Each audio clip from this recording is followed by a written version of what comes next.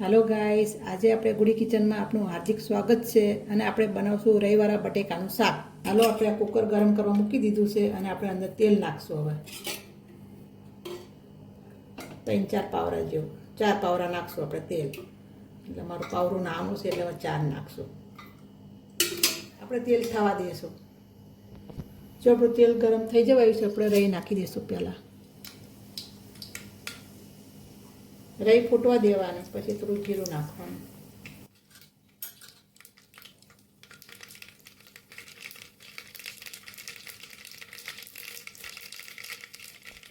આપણે થોડું જીરું એડ કરી દઈશું,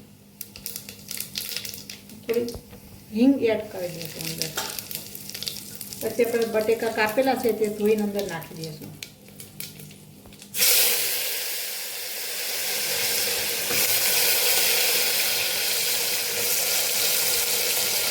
સરસ રીતે વઘાર આવે મિક્સ કરી લઈશું બટેકામાં।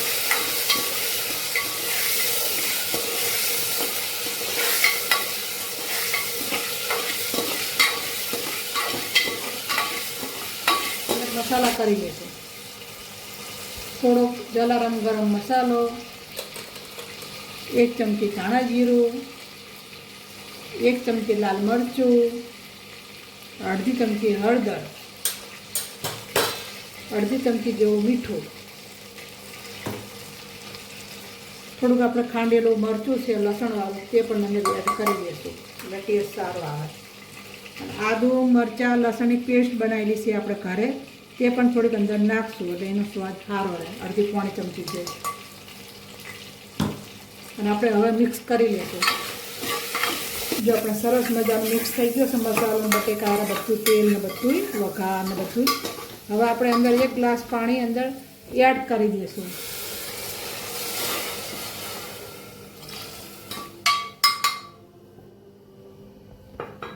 અને આપણે 4 સીટી વાગવા દઈશું એટલે બટેકાનું શાક મસ્ત ચડી જાય આપણું। જો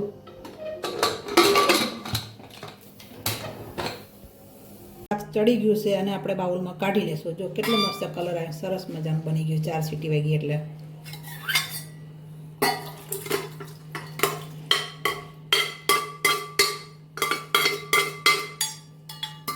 આપણે ઉપરથી ધાણા કાપીને એડ કરી દઈશું એટલે સ્વાદનો ટેસ્ટ મસ્ત। આપણું શાક રેડી થઈ ગયું છે। ચાલો ગાઈસ, બટેકાનું શાક જમવા।